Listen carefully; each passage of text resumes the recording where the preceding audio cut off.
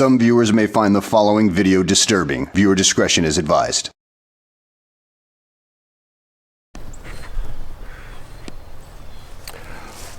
Would you believe me if I told you that there were vampires in sunny Florida?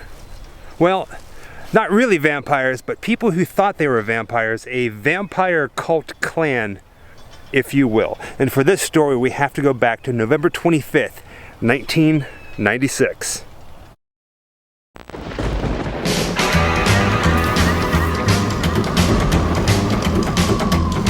Wherever I come, bad luck just comes my way. Wherever I go, hard luck is there to stay. Good luck never stays a day. Bad luck's always coming my way.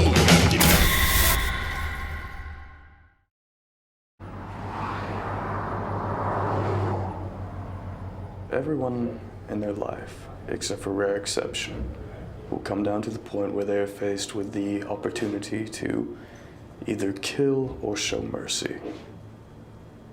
Many of us will come to that point many times. And, I mean, it's really simple. It's either you do or you don't. It's not some big complex struggle like they would show in a movie or something.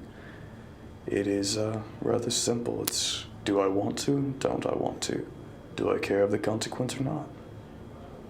Some of us say no, we don't, and we perform the act. You stated it best to Baton Rouge Sergeant Ben Odom a long time ago. You said, and I paraphrase, "When I killed those people, I felt a rush. I felt like I was a god. But I guess if I was a god, I wouldn't be here today, now would I?" And that's just as true today as it was in Baton Rouge in the interrogation station.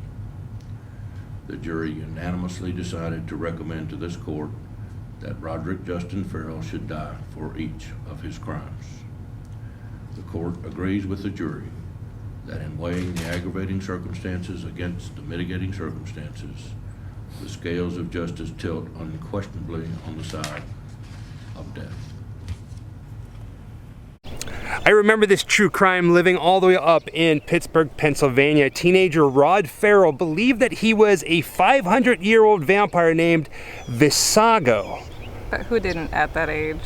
Yeah, pretty much. I mean, if you were in the goth scene or loved horror in any way, shape, or form, I mean, heck, in some ways, I still kind of wish that I could become a vampire and live forever. Well, back at that age, well, you said 1996? 1996, yeah. That was prime Anne Rice novel era, wasn't it? Yeah, something like that. I mean, those were the years that I was going to the goth clubs. Well, I remember around that time, I think is when I read Lestat and the series, and I think it was still being produced. When did the movie Interview with the Vampire come out? Oh gosh, in the 90s? Something like that. So she's gonna look that up. So we are starting our video out at Glen Hills Memorial Park here in Winter Park, a suburb of Orlando. Again, our backyard. Florida is proving to be grim weird. I wonder if that's a part of it. It was 1994. Oh, that's whenever Interview with the Vampire came out? Yeah. Yeah, you never know. So, Glen Hills Memorial Park, our backyard, the Rod Ferrell and his vampire friends killed a husband and wife, a father and mother of one of their clan members, Richard and Ruth Wendorf, and we are at their gravesite right now. Glen Hills Memorial Park, like most of the cemeteries here in Florida, is a memorial park, and if you do not know what a memorial park is, this is what it looks like. There are really no tombstones, no above ground stones or statues, a lot of these plaques, so it can be kind of hard to find them. But I'm actually a little surprised at how easy we found the final resting place of Richard and Ruth Wendorf, the murder victims of the Florida Vampire Clan in 1996. And like most of the plaques here in the Memorial Garden, the plaque is actually pretty simple. Both died a couple of days after Thanksgiving. And now the question remains, what exactly happened and why did Richard and Ruth Wendorf have to die? And in order to tell this story, we have to go to the house where it actually happened.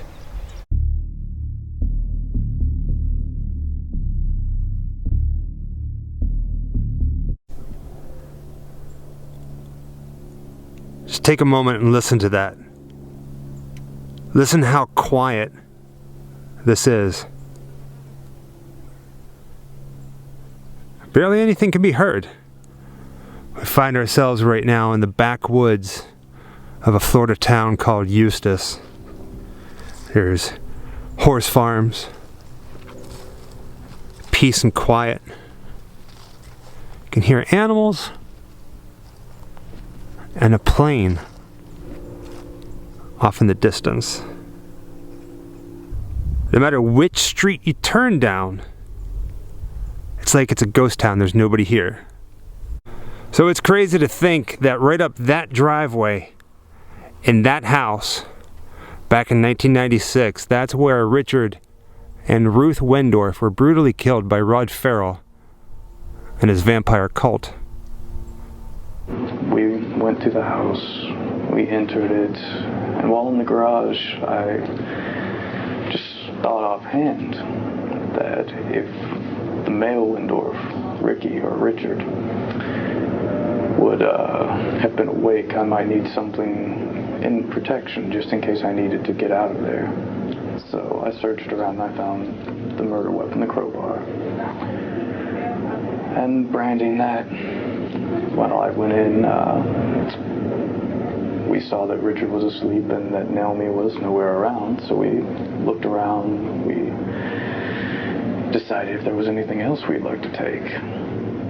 And of course, Heather, she had asked me to take a couple things from the house for her as souvenirs, is how she told me. So,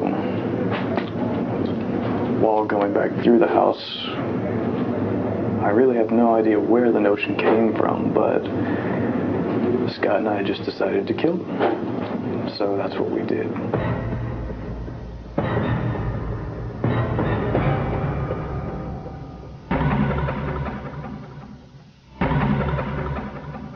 In a childish manner, Scott and I impishly danced around his body before he was dead. Just, strangely enough, it was a rush, a teenager's rush. To know that he was asleep and not know that we held his fate in our hands. And after we finished our foolish dance, I stood over him and began to strike his head repeatedly with a crowbar until his life was taken. One of the girls who was part of Rod Ferrell's vampire clan, her parents lived here. And ultimately, they came to this location because they wanted a car. They were going to steal a car and head to Louisiana. So when Rod Ferrell and his clan got here, they entered that garage that's in the center of the screen, and that is where Rod Ferrell got the crowbar, the murder weapon that he used to kill the girl's parents. Stole the car, I think it was a Ford Expedition, hopped in it, drove right down this driveway and down that road where they were eventually caught in Louisiana. It's always a weird thing visiting places like this, true crime areas, because you kind of teeter on trying to be respectful, and I'm not really sure what the word is. I mean, it's a great interest to us, and we go to these places to try and memorialize them in some way, the Grim Life Collective fashion way, and present them to you. Ultimately, we decided to do this video because the murders once again have been in the news lately this year, well, 2018. Howard Scott Anderson asked to have his sentence reviewed from life without parole down to 40 years, and he got that. So he's, what, 50 now? No, he's 38 now. He can get out when he's 51. Yeah, so when he's 51 years old, he'll finally be able to get out back into society. In doing research on this case, we did find that in the state of Florida, there is no such thing as parole. So if you get life in prison, you're spending life in prison. So that's one of the reasons why Howard Scott Anderson asked to have a sentence reviewed, because at the time they were juveniles and it was kind of looked down upon to send a juvenile, no matter what the crime it was, to life behind bars. As people, we always seem to be drawn towards a lot of these murder mysteries and crime shows. We watch a lot of things on Information Discovery. The details to this case are just as crazy as they sound. I mean, it says it itself, you know, a vampire cult clan, so to speak, here in Florida. You can only imagine all the twists and turns and all the crazy little things about it. So if you have the time and you do want to know about this case in particular, look it up. It's rather interesting. Wherever I come, bad luck just comes my way. Wherever I go, hard luck is there to stay. Good luck never stays a day. Bad luck's always coming my way.